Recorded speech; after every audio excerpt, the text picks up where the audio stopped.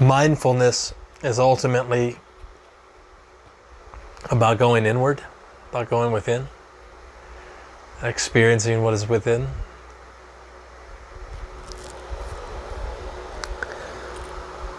So that you can have a higher experience of what is outside, without.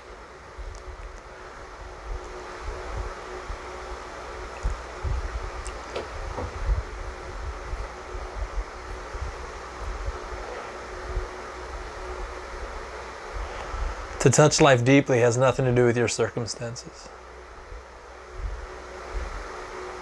Do you understand? Your circumstances, your relationships.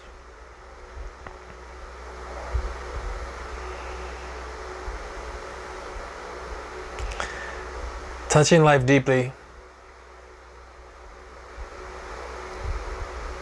You can touch life deeply in the midst of hanging on to that vine off the edge of a cliff with a tiger beneath you. Or you can touch life deeply. You can touch life deeply with nothing. You can touch life deeply with many things. In every situation, every circumstance. You can touch life deeply.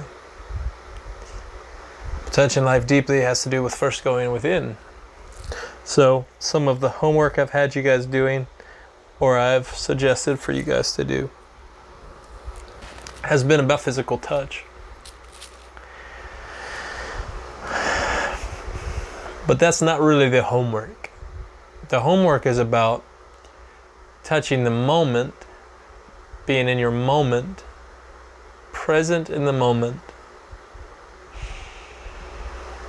And now I'm experiencing touch.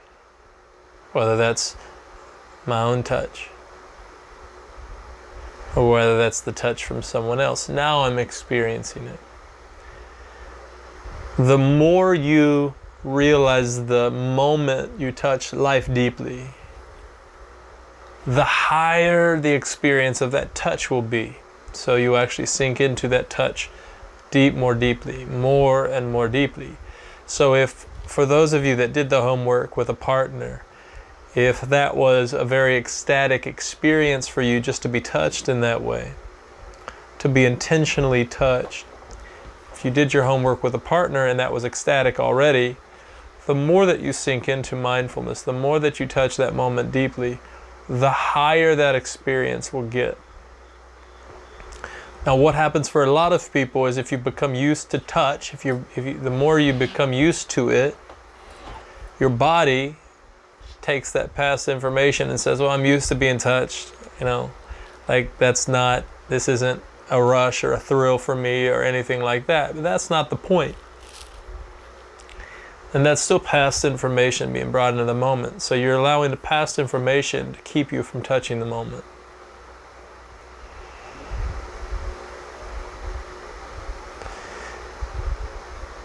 Like a child who hates green beans, but hasn't had them for years.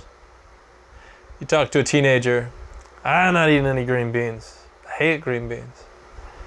Oh, yeah. Well, how do you know you hate them? Because I hate them. Well, when was the last time you had them? And they say, oh, it's been a couple years. It's been since I was a kid, but I hate them. How do you know you still hate them? The teenager doesn't know they still hate them. They're just bringing their past information into this moment. Maybe they just had bad green beans. Maybe they never hated green beans to begin with. Maybe they just hated those green beans. When we bring our past into the moment, we miss the moment. Now I refuse to eat green beans because I had a bad experience with green beans.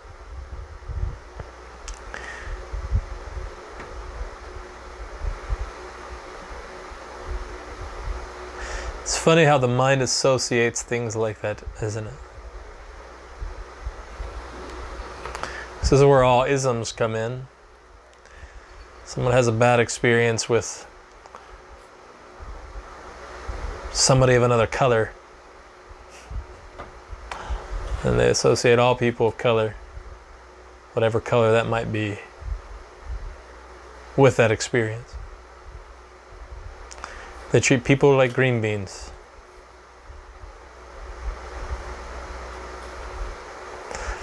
completely missing the moment.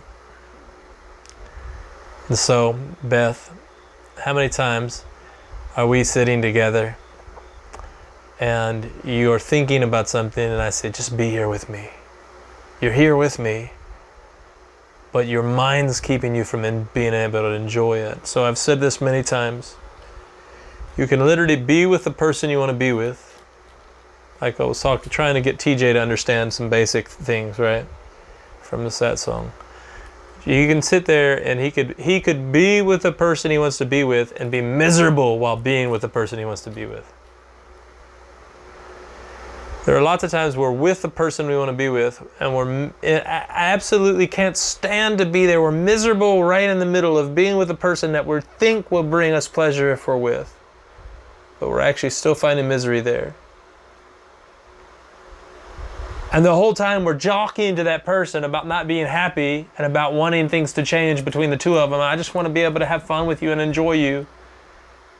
So instead of enjoying the person you're with, you're not enjoying them while talking about wishing you could enjoy them. How confusing and complex the ego is. See, spirit is very simple. It's way too simple for the mind to understand. Ego is very complex, isn't it?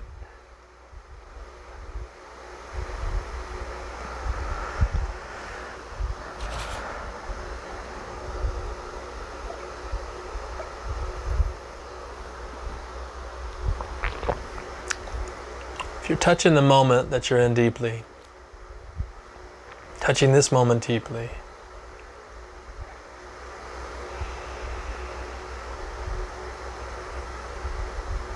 then everything in your senses, the sensory endings, become alive. They become more alive. But that only begins to happen really and will become more alive as you touch the kingdom. The now. And so we start with touching the now by going within, and we use meditative practices and mindfulness practices to go within. When I say go within, what I'm talking about is moving away from the mind and all of the busyness of mind. Mind is very busy. What we're doing is we're going to a place of stillness here and away from all the busyness.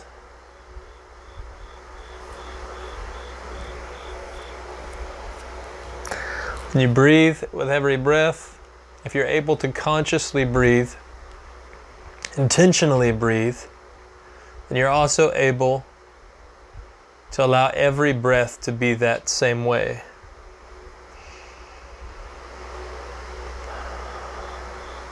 Anytime your mind gets busy, the more you practice the breath, anytime your mind gets busy, you're able to take a breath and come right back to this place of stillness.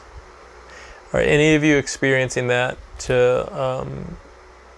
The more that you've practiced the breath, the more that you're able to just simply take a deep breath in the middle of a situation, or when your mind gets busy, or when you feel frustration coming, you're able to take a breath and really just go be more still and come back to a place of stillness. Are you realizing that more?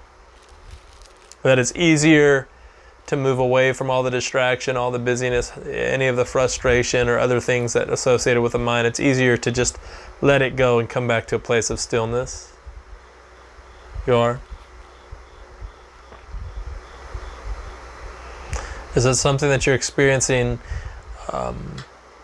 as, it's quick now? Or is it still, it takes a few breaths to really let go? Like anybody want to share?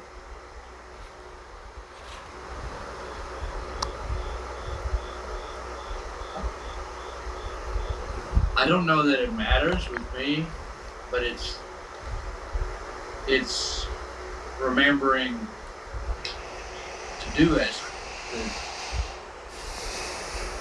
It could be either short or long term, whatever. Okay. But I've been thinking to do it more frequently. Okay, good. In the moment, in the stressful situation or whatever. Right. Because, Joan had a wreck Monday, car was totaled, Yeah. Got 3 or 4 things happening at one time, Uh-huh. And I think I've sailed through it more Than times past might have. but I was conscious of stopping, Uh-huh. when it got crazy, like resetting, kind of. Yeah, beautiful. Beautiful. Awesome. And I got to go to the UK UF football game last night. Oh yeah, was that fun? Good time. Our son-in-law took us. Yeah, cool. Cool. So I've met a bunch of crazy people.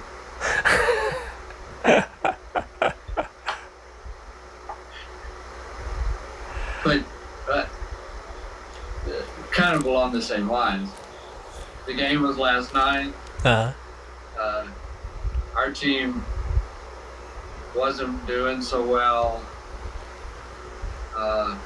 Behind by 11 points starting the fourth quarter, and their quarterback had just gone out with a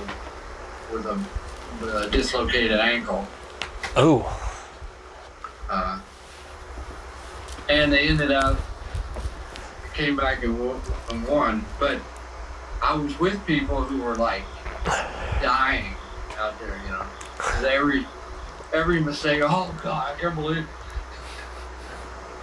I'm looking around, I see this guy 2 rows in front of us who looks exactly like Chris Farley.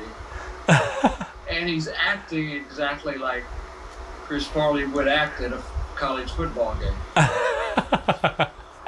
And so I was enjoying this guy, I was enjoying, Yeah. Yeah.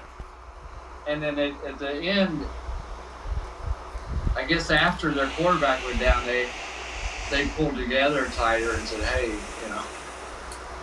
we got to stick together. And anyway, they came back and scored the last 19 points and won. Nice. And we were in a crowd of Kentucky fans that were very cocky and obnoxious, and, Anyway. But what I was saying is, I enjoyed the whole game, whether we were winning or losing. Right, yeah. And then we just happened to win. Yeah. Nice. Yeah. And that's how it is. The more you touch the moment, you're enjoying the whole thing. Win or lose is more irrelevant to your joy. The situation doesn't constitute or doesn't bring about your joy. Your joy is you are joy, and you're touching that joy deeply, and therefore the situation, you're able to touch the joy in that situation, like that man hanging from the vine, able to grab that strawberry. Oh, the strawberry is delicious. I'm able to enjoy the moment regardless of the situation. That's what you're saying. Yeah. More so than previously. Right. Yeah, it's beautiful. It's beautiful. Yeah, the more mindful you become, the more you realize your true nature, and the more mindful you become, the more those two things are in agreement. The more you're able to enjoy all those things, just like Jesus asleep on the boat. He's asleep in perfect ecstasy, resting. The rest of everyone else is throwing a fit, thinking they're going to die, and Jesus is like, "Oh, why'd you wake me up, bro?" That sort of thing. Like, what's your deal? And they're all flipping out. And And that's what mindfulness does, when your mind is in agreement with your true nature. And so a lot of these exercises and practices, while they might not make immediate sense, I want you to realize that I am pointing you to something, and I am encouraging something and wanting to aid in something. So this is the whole thing with the touch. It doesn't matter whether you've been doing it. Hopefully you guys did at least your own in front of a mirror, did your touch homework. And this is a wild thing, because when the mind is involved and we're thinking about other things, we miss so much of the moment. It's like when you're aware of something. So the homework with I can use Beth. I'm the only one I did it with. So I'm sitting with Beth. I'm sitting in front of Beth. The point of the homework was to bring a real intentionality to the moment.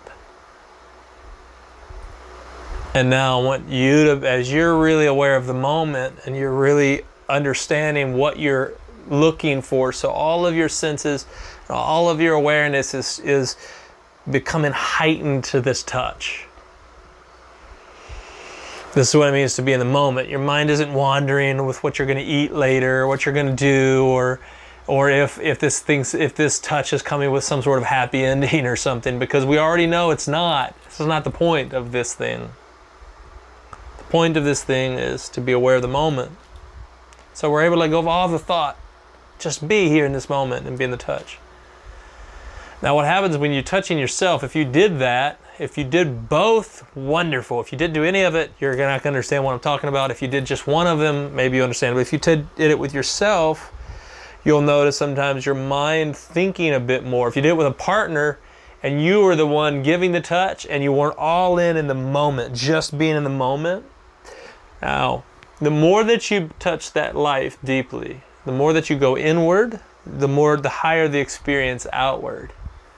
The more I go inward to the place of stillness, the higher I get to choose. I can choose this body to be however high I want it to be. To have whatever physical experience I want it to have. I get to choose that. That is a powerful, creative place of I am. In times past, I felt more that I was at the mercy of my thinking and of my body.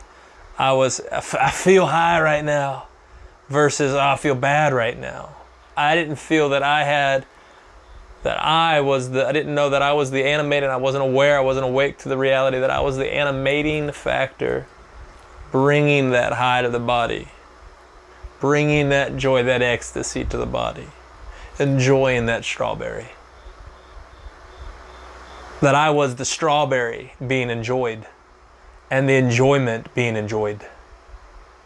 Versus I am this body that's having the experience.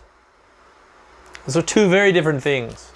So the more that you touch the moment in bodily form, the higher that physical experience becomes, the more heightened the senses become. If one of the things that's very difficult, for instance, and this is why I was sharing about, again, I'm talking about the touch exercises. With your partner, what my intent from Beth while she was receiving my touch was to forget who's giving you the touch. Don't bring the idea of knowing Silas into this moment. Just be aware of the touch. Now, this is a very difficult thing. If you just heard what I said, it's a very difficult thing for the mind to do, isn't it? If you don't know the one touching you, you're not bringing, there's no emotions, there's no thoughts about who they are that you're bringing in. You have none of that to bring into that scenario. You're just able to be there and feel. But if you know the one that's doing it, especially the more that you know them, the more that you're able to bring all of that emotion and all of those feelings, and if you have negative thoughts towards the one that was doing it, you have to kind of get beyond those negative thoughts to really enjoy the touch, wouldn't you? Like if you had negative thoughts of the individual that is touching, you don't even want to hug them sometimes, right? You don't want to get anywhere near them. This is the person. If you have really good thoughts about them and you have high thoughts and emotion and you're very emotional and you're very, very loving, you have this very loving encounters and experiences with this person, you bring that in. The goal is to let go of all of that because you're still bringing past into your present. So the more you go inward, the easier it is to let go of who is the one. And the more you're able just to have an experience.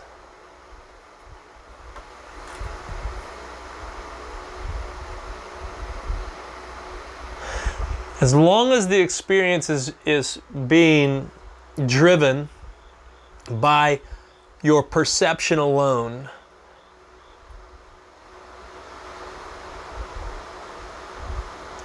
then I'm still at the mercy of the mind's perception instead of it being driven by the realization of who I really am.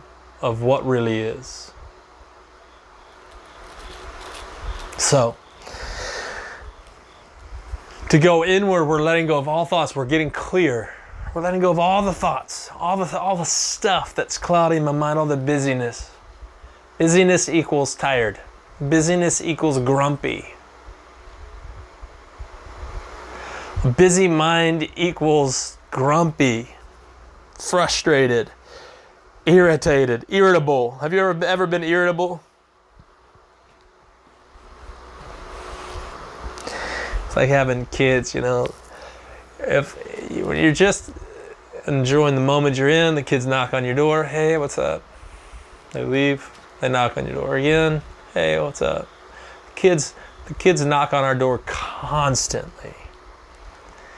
But when you're trying to do something else and you're busy and they're knocking on your door, now you're like, go away, right? You find that you're a little bit more irritable. That busyness could just be that it could have no real meaning, but you still find that there's irritation there. So mindfulness is about being in the moment. If the most beautiful, important person in the world knocked on your door, it wouldn't matter if they knocked on your door 400 times, you'd just be like, come on in, come on, come on. There would be just an open invitation, knock on my door whenever you want. And the difference, if you chose to think of them in that way, the difference would be if they knocked on your door and your thoughts of them were, this is the person that I long for. Then when they knocked on your door, you'd be like, who is it? And they'd say, so-and-so. You'd be like, oh, yes. Yeah. Riley, come on in, Riley. Yeah, it's Riley. There you are. What do you want? What do you need? What's up? But when it's the thoughts are, oh my God, now what do you need?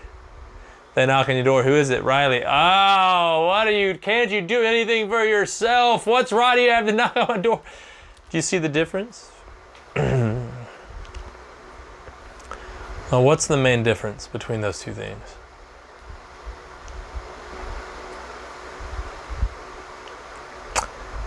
Anybody?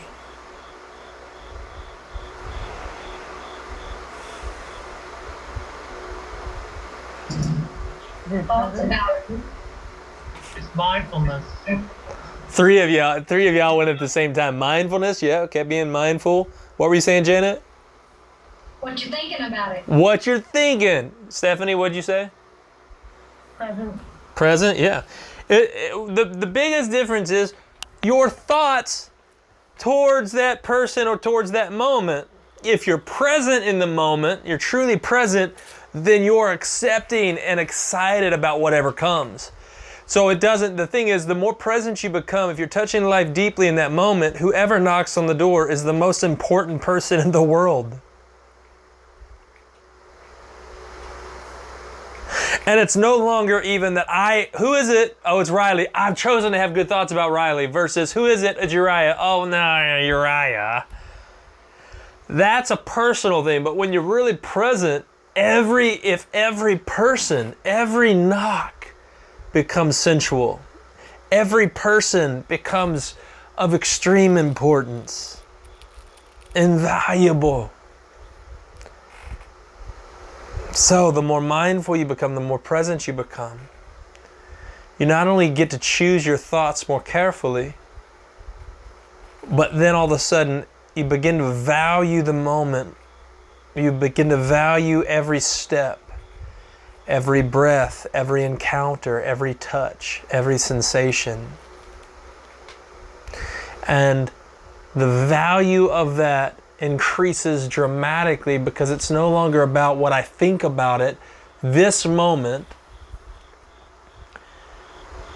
is the most important moment of your life. This one right now is the most important moment of your life. Now, I don't know if you are here right now realizing that this is the most important moment of your life. What humanity has done living in a very psychological linear timeline is they go, I was born here and these are certain moments that are very important to me. You know, the time when my child was came into the earth, or when I got married, or when I lost my virginity, or that one time, you know, whatever it is.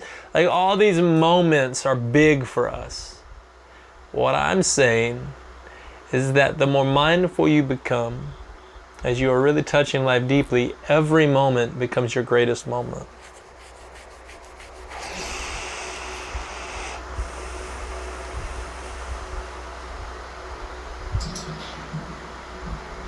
Can I share something since Yeah. you paused? Please do. I was thinking about this in the last class that I feel closer to this group here. The ego does. Anyway, yesterday I got the privilege, I guess you can call it, to take my mother to see my 84-year-old father in prison. Oh. I've only been one other time. The crime he's in there for, in my ego mind, is heinous. And so I have he's been in there almost 4 years. And my ego mind has pretty much just like pretended he's not there, in the sense of, I can't deal with this, I can't make sense of it, none of it adds up. The way my mother responds to it is even worse, and so all this blah blah blah blah blah. And so she called me the night before she needed to go because my sister couldn't take her, and so anyway, I just thought, okay, I'm gonna go. And the only thing that I'm gonna do, or the mindset I'm gonna go with, is I'm just in this present moment all day long. Because not only is the whole situation with my father and what he's done, but there's this whole situation with my mother and how and getting to be with her 8 hours is not exactly ego inviting. And so, but I just decided I didn't think the word mindful, it doesn't really matter, I know. I just decided I'm gonna be in the present moment. And I giggled through the day. Some of the ways that they behave and things they say are so, in my mind, crazy, like not real, that I just have to laugh. And I wasn't giggling like, ha ha, y'all are ridiculous. It wasn't that. It was in my own heart. Just here I am in this present moment. I'm not going to make any judgments about them or what they say or do. I'm not going to try to grapple with try to make sense of what they say or do. I'm just here with them, giving them each this opportunity they want. And in the past, well, the one other time I went with my mother, or even in the past when I've spent more than an hour or two with her, my whole body is like stressed to the max. And this time I came home and I was like, well, that's over. There wasn't any like, I need to recuperate or anything like that. It was amazing to me. And I also, you're talking a lot, Silas, about who we are. You're not that thing. You're not that thing. And just recognizing there's no me I have to fix or prepare for this opportunity. The truth is, I don't know what the hell I'm doing in this penitentiary with these two people in their 80s who live in a world that's not reality. I mean, it's just so crazy to the ego mind. There's no answer. There's no box I can put it in and put a bow around it, And so to let that be without trying to get them to be anybody different. It's not that I'm honest with them, but for most of, I would say 98% of the day, they weren't really interested in me. They weren't really interested in what I think. They just, I needed to be there to take her and so they could be together. And even when we walked in, we were later than my father expected, so he was literally yelling at us in this room full of people. And I just looked at him and laughed and said, well, it's good to see you too. in the past, my ego would have been humiliated that I wasn't pleasing to him or that I didn't do the right thing in some way. And this time I was just able to laugh. I mean, it was so ridiculous to me that we'd given this whole day to see him. And so I'm not telling you all the details because you need to know all that. I'm just saying, oh, one thing I wanted to say too about I'm not this, I'm not that. I'm more and more and more embracing this idea of the presence of Christ in me. That is, He is, I am, that is all I am.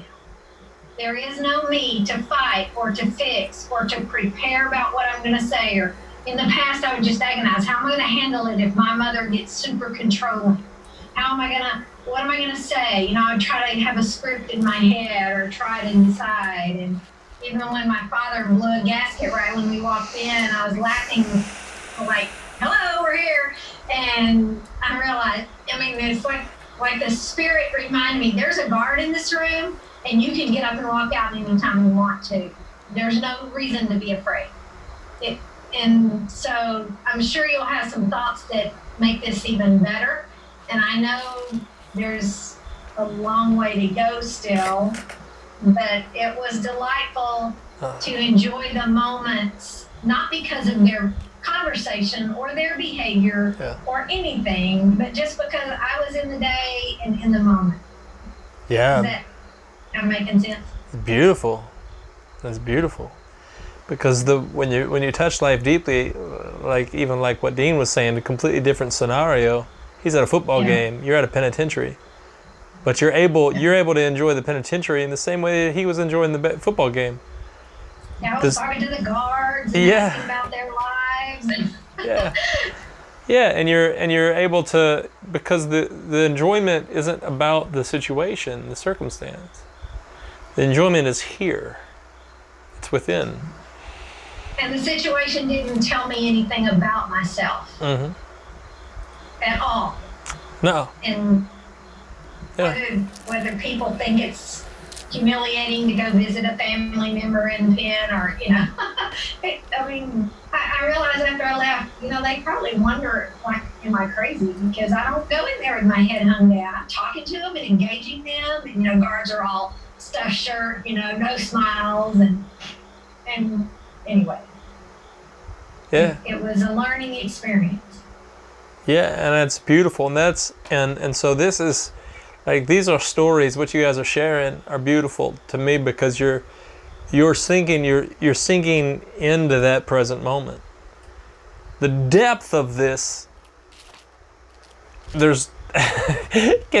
so think about the depth. Being present is about body and mind being in the same place, not existing linearly, but existing outside of time in one place.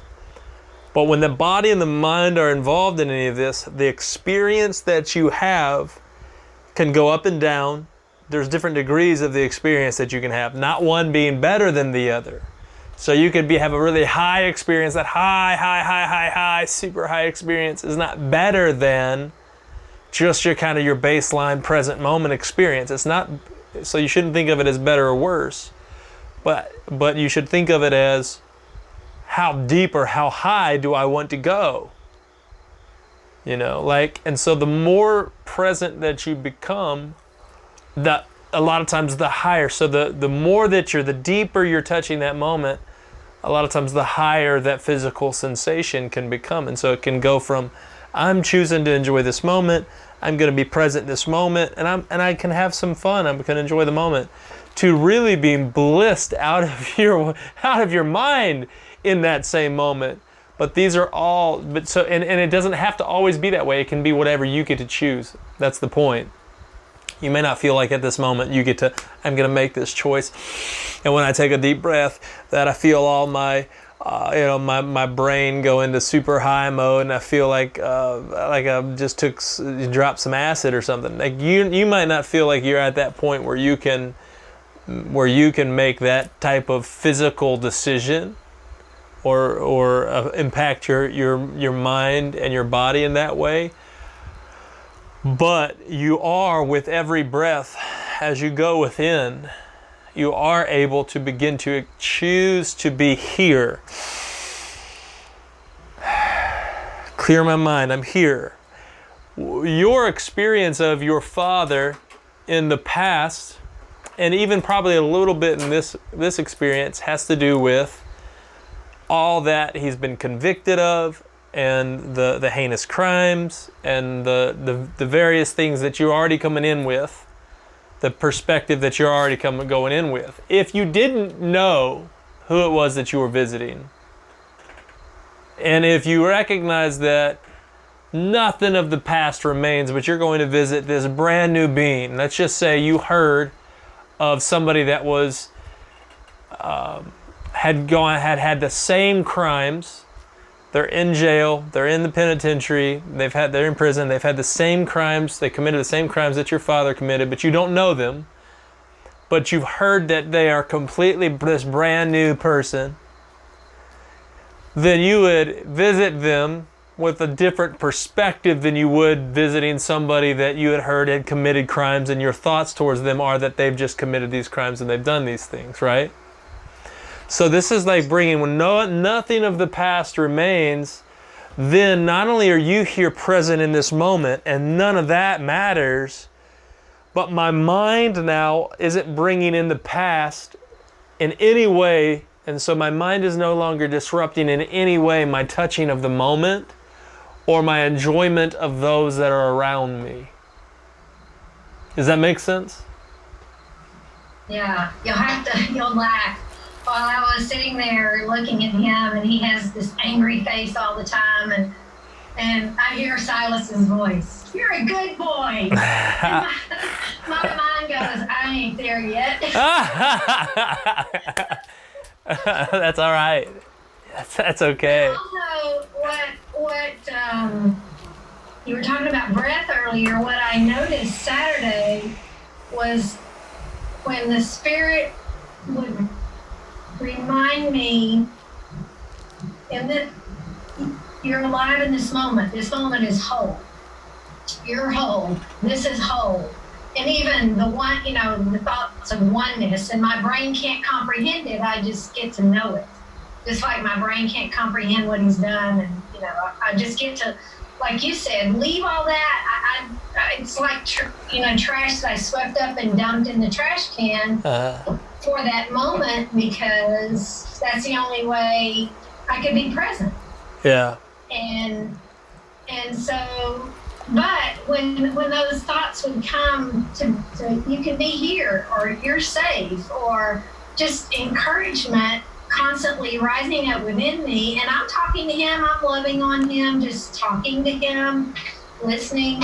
But the deep breaths would come then. I mean, it was like my body responded to the peace of the present moment. I would several times just, oh yeah, it's really good here. It's really okay. That's and great. As far as form life goes, that is the last place on earth I would ever want to be, and people I really don't want to be with. Yeah. But I was able to experience peace and rest and engage with them. Yeah. Beautiful. That's beautiful. Your word bliss, but definitely. Hey, Janet, as you're telling me this, though, this is a big deal, Like, just to be able to go from a place of, like, this would be a nightmare for me to do, to, it really wasn't that bad. This was, I was able to be present, and it was okay. That's big. To move beyond misery to just, this is pretty good. This is okay. That's awesome. You know what I mean? Like, that's enormous. Don't make light of that. And so, like, there's two things I just want to highlight and use this story of Janet to highlight it for everyone. The reason why we make a judgment, the reason why the person makes a judgment or brings the past about another into the moment is because we have brought all of our past, the person, into this moment. So I would be able to then say, I could look at Austin here. And if I had thoughts of Austin, whatever those thoughts, if they were negative thoughts of Austin or whatever, let's say he pooped in my shoe. Okay? So Austin pooped in my shoe, and I thought, this is a kind of a disrespectful thing for Austin to poop in my shoe. And so now I'm sitting here, but all I can think about is, Austin pooped in my shoe, man. That's jacked up. So now I'm not really able to give myself to him or be present with him and really enjoy him in the same way that I would have if he had not pooped in my shoe. This is what most people experience as life, isn't it? So I am bringing Austin's past, even though he's not presently pooping in my shoe, I'm bringing Austin's past, the idea that he pooped in my shoe, into this moment. But the Silas that could bring that idea into this moment is the Silas that exists in conceptual form. So I, Silas, am this idea. I would never poop in anyone's shoe. How dare him do that? That sort of Silas. This idea of who I am is the only one, this ego, this believed self is the only one capable of making that judgment of him, saying that's bad, he shouldn't have pooped in my shoe. If I'm really in the moment, really high, you can poop in my shoe, I'm like, bro, that's the best joke ever. Like, that's hilarious that you pooped in my shoe, man. Bro, how'd you come up with pooping in my shoe? That's totally awesome. The difference is, one is not thinking of self in the sense of, you violated me, you offended me, my shoe, you ruined something, why would you do that? But is just present, like, oh man, I'm here with you, this is good. This moment's perfect. So where there's no self, there's no more of a judgment of another. If there's no self, then I'm really here. I am feeling this moment, and I couldn't possibly bring an idea of you into this moment of your past. Instead, I can be here with you. Now, this is a challenge for the mind. Let me tell you, what I just said is a monumental challenge for the mind. Don't you think at all like it's not, right? Because the mind functions out of that past. That past mind is typically the way we function. We wake up in the morning at a certain time because the past mind says we've got to be at work at a certain time, because we've developed certain habits and certain behaviors and certain ways of doing things, and those certain ways of doing things are who we believe we are.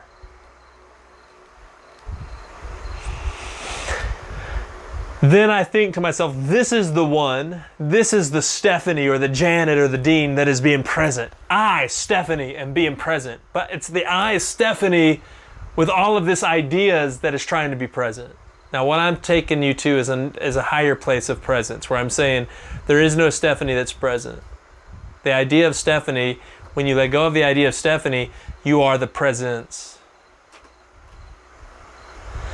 that is aware of this form called Stephanie existing within it. You are the presence that is now animating this form, instead of you being the form that is seeking to be present. This is the difference. As you're talking, I'm thinking several things, but like you going to nightclubs or whatever, and I've listened to you talk about, loving these people, and my ego mind is like, I just don't get it. I couldn't do that.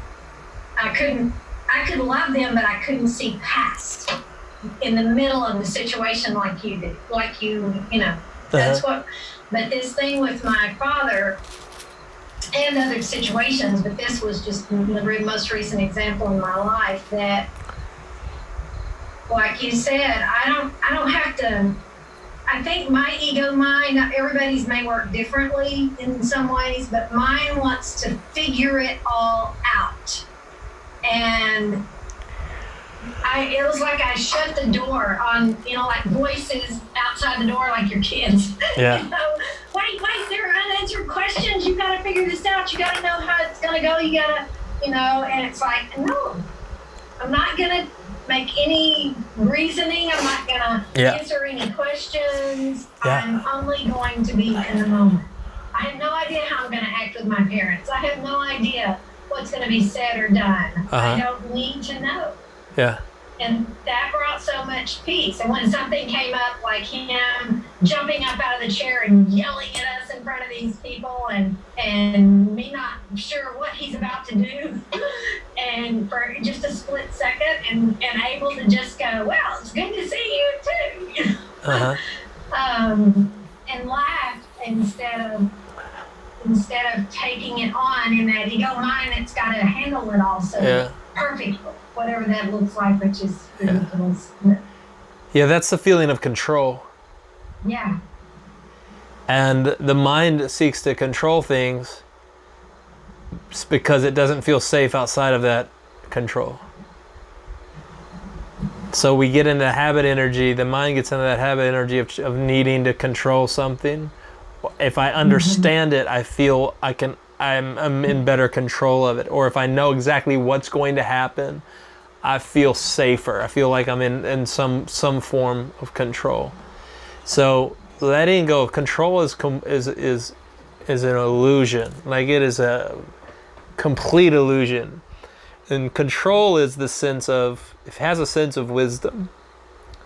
So what control is the ego, the past mind, bringing in all the information that it can and then projecting that to try to figure out exactly how things are going to go, what it's going to look like, what I'm going to do, how I'm going to respond in certain situations, so on and so forth.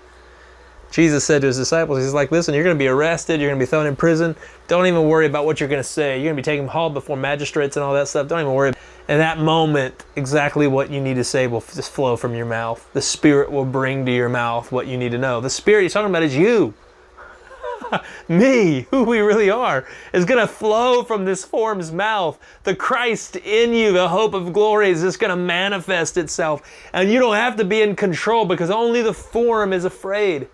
And only the form is seeking to do things the right way, where there's pressure, there's this performance pressure. If I do it this way, then I'm right. If I do this, if I really meditate or I really breathe, then I could really be present, and I'm really going to try to perform so I can really be present. But that's not even the real you. The real you is the presence in which this form is doing all of this action.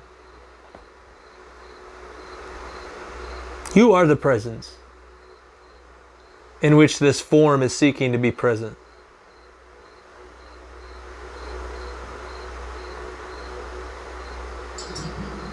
And I'm thinking, what a beautiful invitation to trust and rest like little children. You said, I may have been in the last class, something about simplicity. And I've been thinking that the last couple of weeks. There's a verse that Paul says something like, I'm jealous over you. Something about the phrase that sticks out in my mind is that you would be deceived or led or something away from the simplicity and purity and devotion to Christ. Mm-hmm. And I've been, in my religious mind, that looked like something that was performing certain things.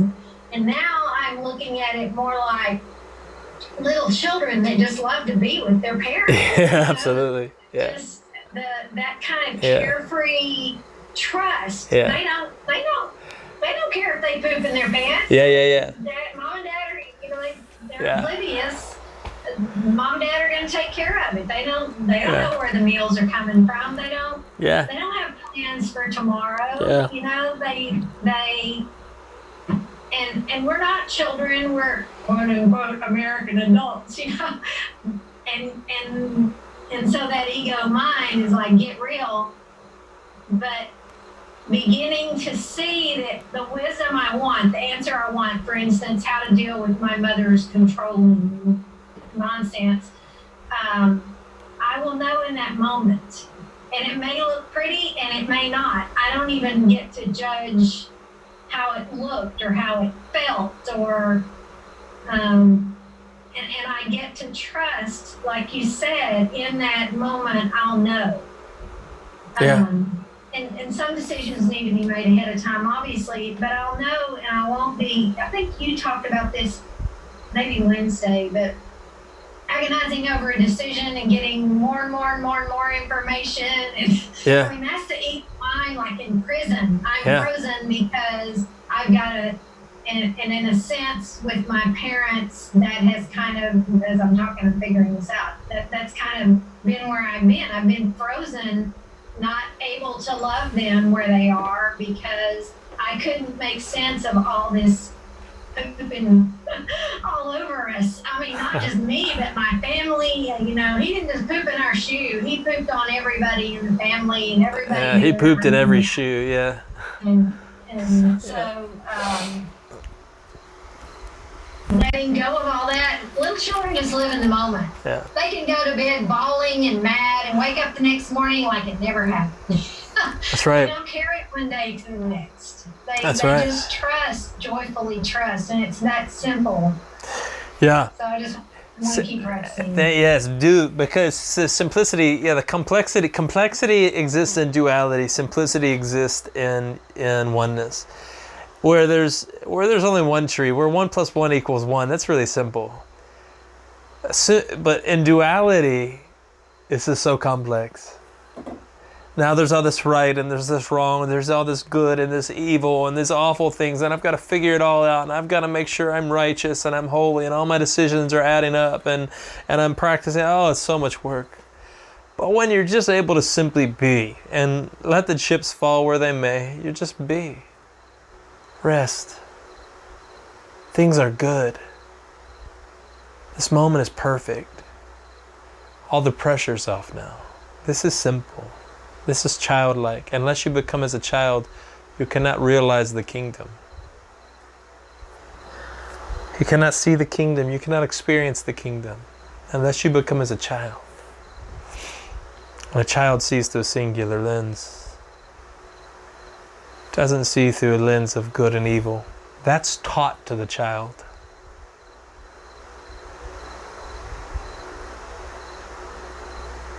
Can you see that? So to be present, we're letting go of all of this extra stuff. The mind's going 1,000,000 miles a minute, doing all these things, thinking all these thoughts about my father, about my mother, about this thing, about that thing. A child's just playing in the dirt. A child can sit naked playing in the dirt and feel that it's the richest being alive when it has nothing. Literally has nothing to its name. No ownership of anything. Has never made a dime. Has never done anything to be praised. But it's just sitting in the dirt, playing in the dirt, and it feels to be alone in this perfect world, and everything is perfect and wonderful. The wealth of this simplicity. This is true wealth.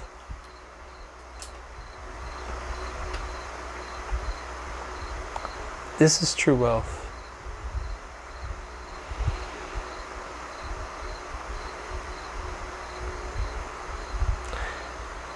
So somebody says to the child, try this, taste this. The child doesn't go, oh, I don't like that. You go, oh, okay. I don't like it. The next day, try this, same thing. Oh, okay. Yeah. Like, doesn't need to. But then that child slowly learns, I don't like this. It learns a personal identity. This is me. I don't like this. I don't like that. I do like this. And it starts to learn all this personal identity. And it carries that into its next moment. But the true childlike expression is, oh, here we are. So yes, this is simplicity. This is simple. This is kingdom, because kingdom is Eden, Eden is kingdom. This is now. This is now. Now is perfect. In the now, you are always perfect. Only when you step out of the now in your own mind and you begin to think in terms of performance, of duality, then does it get complex and do you feel imperfect. Oh, if I had just done that, then it would have been better. Things would have gone better. It would have been, if I had just done that, or if I just acted that way, then God would be pleased with me. Then my spouse would love me more. My friends would want to hang out more, or whatever. So hard. when you said now is perfect, Mm-hmm. it dawned on me, my ego mind in the past, when anyone would say anything like that, well, you don't know my checking account, and you don't know that my house has this problem, and that the carpet's torn up, and you don't know that my car is 10 years old, and blah, how can that, you can't say that's perfect. I looked outside, Mm-hmm. and as I'm right now in this moment, I'm looking at 9 pictures on a screen. Every single one of us has clothes on. We probably had a meal within the last 5 hours. We have hot running water in our homes. We have a roof. There's a roof on every single person's head. There's lights for the darkness.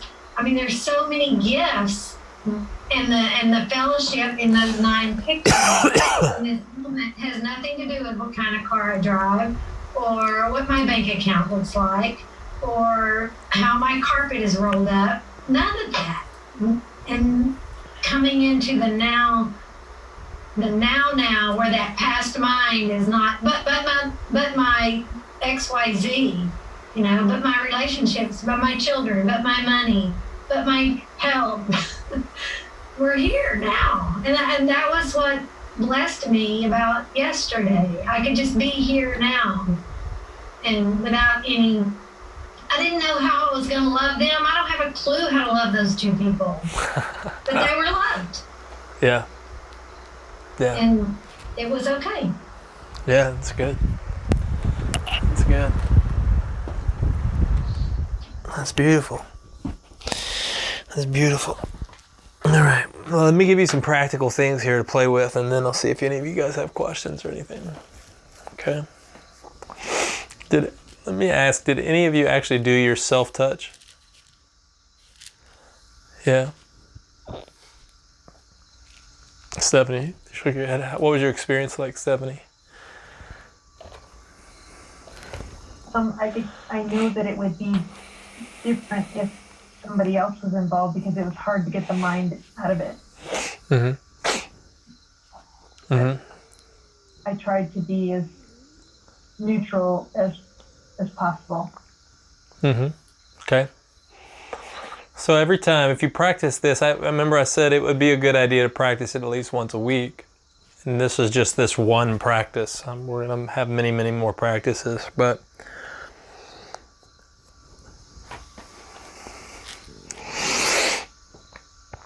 you want to get out of it. So on one hand, you're playing 2 roles, right? With the self-touch, you're playing the role of I am intentionally loving, releasing love, and I'm intentionally receiving love all at the same time.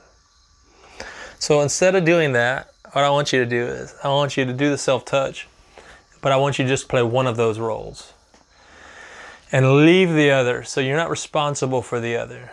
So if I am releasing this expression of love, then I'm just focused on releasing. You are going to obviously, with your body, feel that. But you're not responsible for that. You're not intentionally trying to feel at the same time of release. Does this make sense? And then at the other time, you can touch, but I want you to feel. So you can be intentional, but instead of intentionally just trying to release love, just touch, but feel. But just be in touch with the feel. Just feel it. So do one or the other.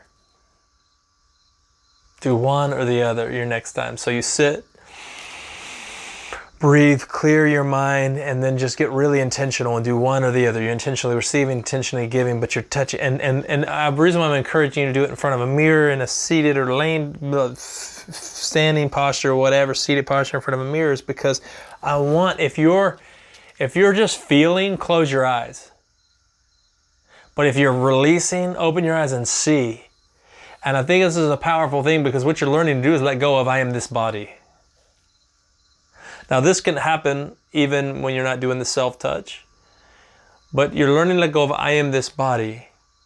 And instead you're realizing I am beyond the body, but I'm enjoying this body. I'm feeling with this body. I am present with this body. Who you really are will never be present nor non-present. Who you really are is never not present. Who you really are is never present. Who you really are is the presence in which this body is feeling present or non-present. But the only time it doesn't feel present is when the mind is somewhere that the body is not. Right? So if I hug you, but your mind is on tacos, well, then you're missing the hug. Your mind's enjoying the tacos. There's nothing wrong with that. But you're not present in the awareness in that same place. But if we hug while we're eating a taco, this is good. Or if we're eating tacos together, let's be present in this moment while we eat the tacos. If we're going to hug, let's be present in the moment while we're embracing whatever that is, to really feel, to be in touch, to touch that moment deeply. This is the point. To do so, the mind needs to be in every breath. That's the reason why the breath is so important. I'm going to re-emphasize this, is because when you breathe and your mind is focused on the breath, your body is present in the breath and your mind is focused on the breath, your mind and body are together. If you cannot intentionally breathe while your mind be focused on the breath while your mind is somewhere else. Your mind cannot be thinking about tacos, so do that. Try to take a deep breath. You're going to take a deep breath, but you're going to think about tacos. Picture in your mind tacos while taking a deep breath and just thinking about your breath. Can you do that? No, you can't. It's one or the other, right? If you're thinking about tacos, you're thinking about tacos. You can take a breath and think about tacos, but your mind's on tacos. Are tacos... Does any of you have a taco in your pocket or in your hand or anything like that? No? Okay, so in that moment that you're thinking about tacos, you were kind of not really touching, right? You're still touching the moment because I was taking your mind there, but you understand the point. So what we're going to do is I want you to practice that self-touch. If you did not do it, I'm encouraging you to do it. You don't have to. It's completely up to you. But I'm encouraging each one of you to. If you have a partner that can do the other touch, do that with your partner as well. But if you do not, it's just fine. Just do the self-touch. Do it twice this week. Once as a giver and once as the receiver. You're going to clear your mind and you're going to open your eyes and you're going to look into your own eyes as if you're staring into the eyes of God. See beyond your personal identity. This is such a challenge for the ego, so hard for ego. This is why we're doing it. We're letting go of that. We're letting go of that. You're so much more than you realized. It is wild how that ego, think of where you are, how the ego, I was just listening to that Sat song and I was listening to TJ's reaction. This is so hard, fighting for, no, I want to experience this and I want to feel this and I want to have this, and it's so burdensome. Jesus says, give me your burdens, give me your cares. All of those burdens and cares exist in time. They only exist in your mind. So we're letting go of all of those things. And in doing so, we're letting go of this personal identity that is attached to all those things. We're going to look in the mirror. We're going to see God. See beyond the form. And then receive or be the giver of that expression. If you see imperfection, you're still seeing through a lens that is not present. Because you're looking in time. If you follow Kevin, anybody follow Kevin on Instagram? I follow Kevin on Instagram. Now, let me just tell you, he's one of my favorite Instagrammers. And I don't spend a lot of time looking at home feed, like looking at people's posts. I use Instagram as a tool. But I do occasionally, I do look for Kevin's feed. Now, I'm gonna be completely real. There are times I do it just because I know it's gonna bring such joy to me and such laughter. Austin and I will sometimes look at your post and we're like, yes, this is great. This is amazing. Austin said to me, he said, I'm surprised if more people just knew he was out there, he would have millions of followers. Like they would just watch. Anyway, I'm saying this because Kevin can be very explicit in some of his posts and his dance videos and his expressions or his pictures. You know, they can be very revealing sometimes and all kinds of things. Now, Kevin, if you ever look and you think to yourself like, that little bit of love handle here, that's imperfect, then what I'm doing is I'm bringing in an idea of perfect. And what I'm saying is what my body looks like doesn't meet the criteria of perfect. Because this one image that I have before me in my mind is what perfection is. Now we know that's not true, isn't it? Perfection or beauty is in the eye of the beholder. So one person might look at that body and go, that is beautiful. But look at a body that is your idea of perfect and say, that's all right. You understand, it's subjective. It's not real. So we're letting go of all these ideas. We're leaving them at the door. Now, if you want to look at your body and treat it like a sculpture and create, that's wonderful. But you must first see that it is good and that it is perfect. This moment is perfect. This body that is existing in this moment is perfect. There's no ideas of imperfect. I'm not bringing in ideas of imperfect. We're living in the simplicity of a child. I'm looking at it and going, this is good. Whoa, this is amazing. Totally wicked. You know, like this is what we're bringing in, okay? So when you're looking in that mirror, there's no imperfect or perfect in the sense of perfect and imperfect. When I say perfect, I'm talking about the sense that is beyond perfect and imperfect. Does that make sense? I'm talking about perfect in the sense that it's in a category where it's just whole. There is no dark side and light side, perfect and imperfect, holy and unholy, righteous and unrighteous. It's just this whole beautiful sense of perfection where so it's a singular idea of perfection without the other end. Does that make sense? And you're going to see that. And simply recognize that if you feel imperfect, you've just brought in an idea. All you've done is you've brought in a concept or an idea into this moment, and that's all that's happened. That's all that's happened. You've brought in a sense, an idea, concept. So what you're going to do is you're going to take a deep breath. You're going to let go of that concept. You're going to open your eyes. You're going to see the perfection of the moment and resume your exercise. And even if you were doing it with a partner, the point is we're deeply touching the moment. It has nothing. The point is that any idea or concept that you bring into the moment about the form or about what is about a dualistic concept is interfering some way with your mind and body being able to touch the moment together. This is the point that I'm making. Does that make sense to you? So we're letting go. We're letting go of that. If you're doing it with a partner if you still choose to do it with a partner, which is a great idea, there is no sense of the partner. There's just a sense of the moment. This is the point. It's an exercise. It's not meant for anything else. It's meant to be an exercise of touching the moment, of the feeling, of the experience. Free of any judgment, free of any thought, free of any fear, free of any concept. I'm not bringing anything else into this moment. I'm just aware of the breath and of the sensation, of the touch, of the feeling, or of the release.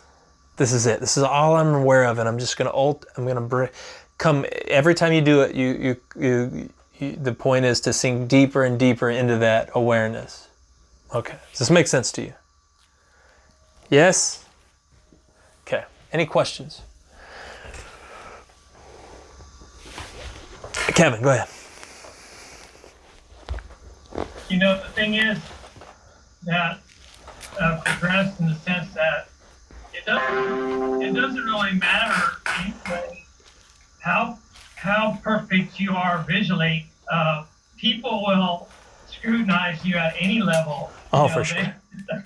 So I'm getting to where, like, I do my best. I don't glorify being a slob, but I do my best, obviously.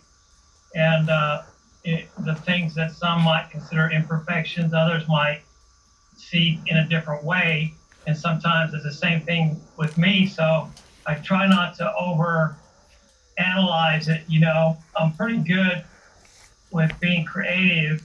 It's just that can nip you in the bud too, because you become over obsessive about things. Sure. And I'm learning not to do that. It just brings more freedom, and I want to share that.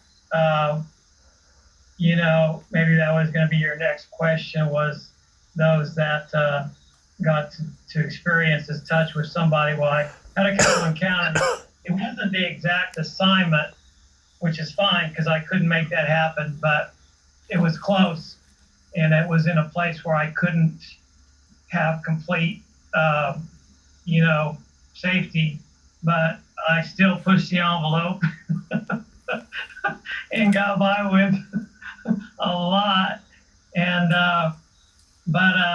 I met a couple guys, two separate guys, and it was quite beautiful. I won't tell you the details, but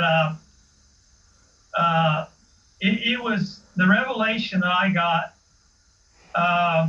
that clicked after those two encounters was that I'm now free from having to possess somebody or to control them.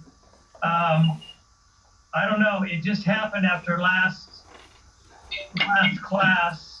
This was some brewing, and then these two encounters happened, and so this freedom revelation came to me that said, "Wait a minute, Kevin. You don't have to possess anybody." Now, these two people were very precious. They were very sweet, very good looking, very, they had a lot of good things on for my list.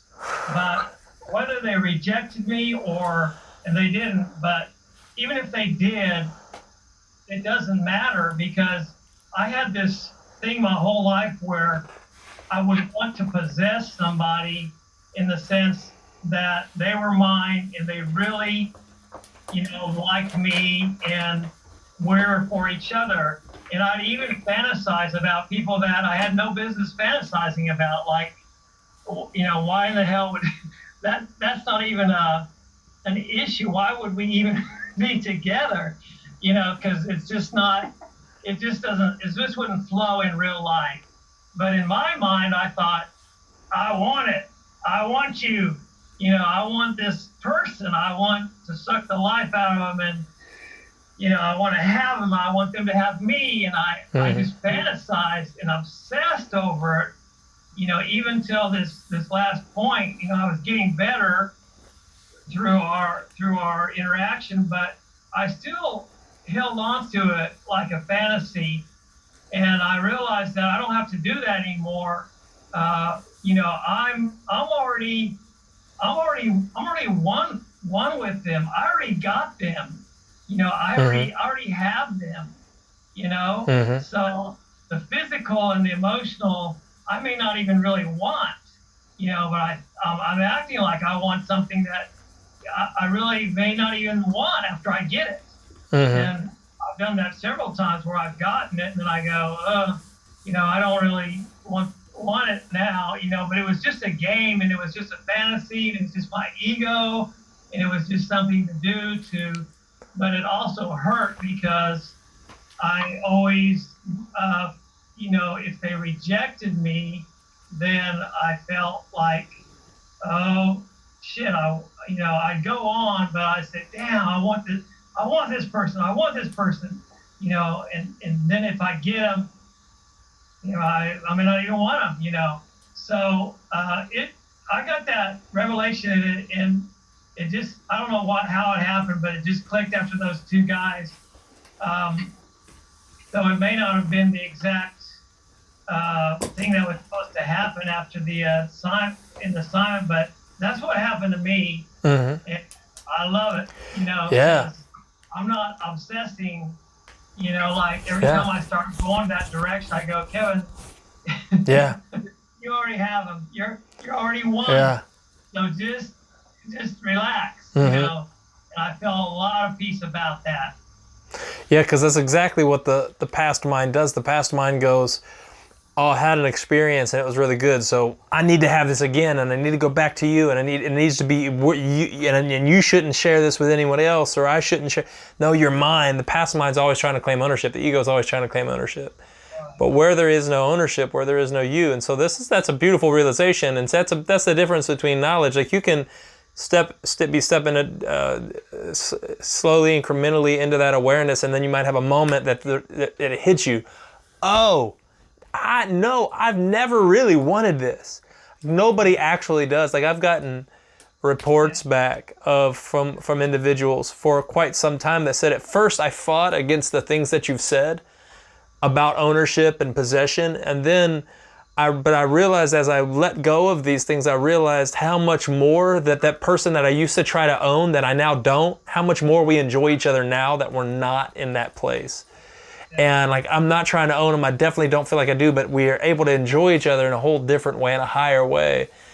And because now it's not obligation. There's no obligation in it. So that's not actually what people want. But the bigger thing of what you're saying is, when you're able to let go of this idea of the person that owns another, now I'm going to be able to be in the moment more. And when I am with this person, I'm able to be more present with them in a new present moment, because I'm not continually trying to bring the past into that moment. And so you're able to sink deeper into it. And so that's beautiful. Beautiful. Beautiful. Anyone else? Anything you want to share? Any questions?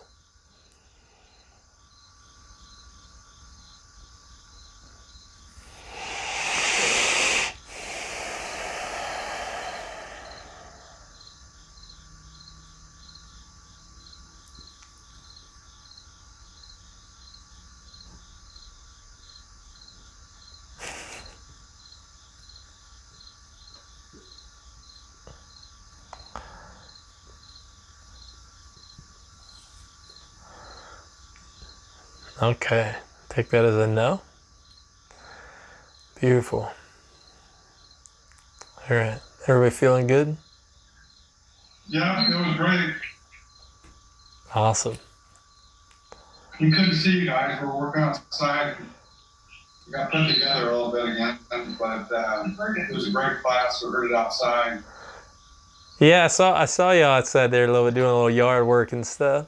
That's awesome. Yeah. It's great. Went from like 4 bags of dirt to like 30 bags of dirt. Now, the real big deal is I can go through my front door. We didn't have a porch, and the UPS would come and they go, "How do you get in your house?" There's a big step up, and we put a big plant in front, so it was like, this is a weird house, man. Can't even get in the door. We now have a porch. Oh, cool. Cool. When we remodeled, we had a flood. Yeah. So we kicked the house out, and where the door was, we moved it over. And where the porch was is now my dining room table inside my kitchen. So it was weird. We finally got a porch. So Nice. I had to, of course, plant some plants out there in front of the porch.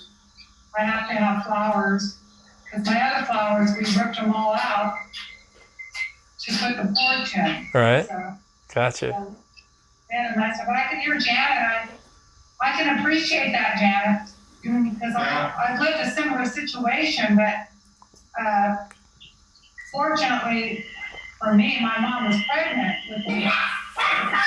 So I wasn't really involved. She had 4 little girls. And so, but I do remember visiting my dad in prison. I didn't even really know he was my dad once when my grandma took me, his mom. But, like I'm saying, as a child, you don't know any better. You're happy. They say he's my dad. I get on his lap. I sit with him. I remember him getting me charm candies out of the candy machine. And it wasn't like, it was easy for me because of that.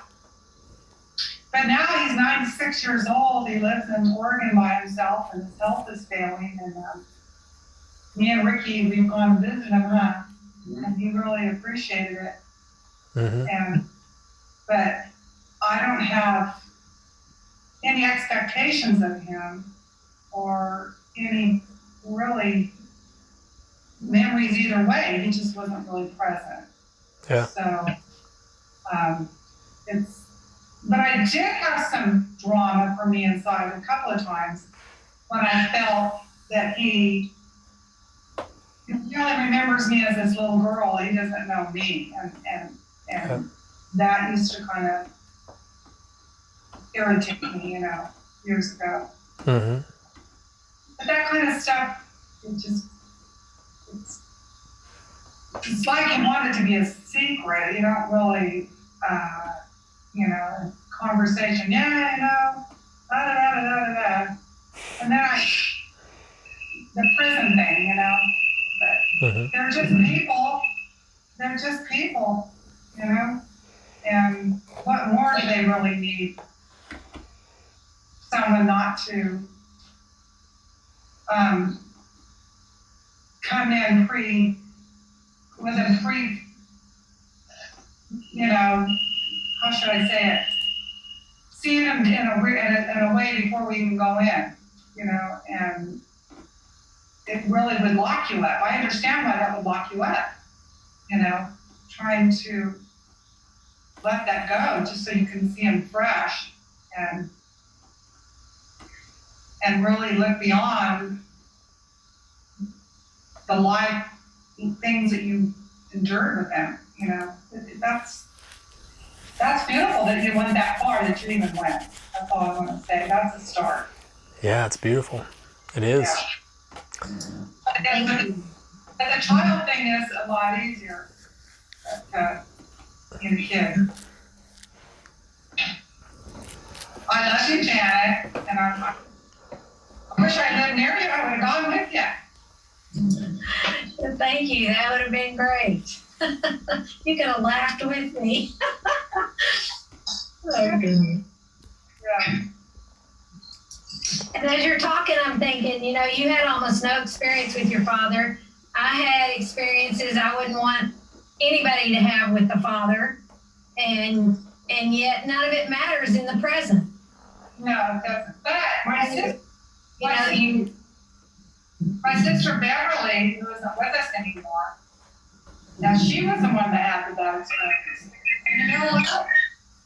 She had a better relationship and had to forgive him and did that in her life because she didn't want it to harm her. And I don't know, it was the grace of God, but she ended up visiting him and being close to him and it used to baffle me. But see, she grew up with him. I didn't know him, like you said, I didn't know him. But she was able to make somehow, she never got back from him what she wanted because she went in not expecting anything from him, just to love him. I admire her for that. So it's possible to do that, Janet. Really.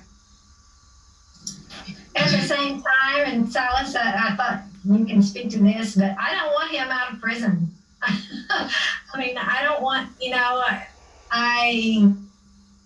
Well, my dad in the 50s, so that's a long time ago. He's already out. Yeah.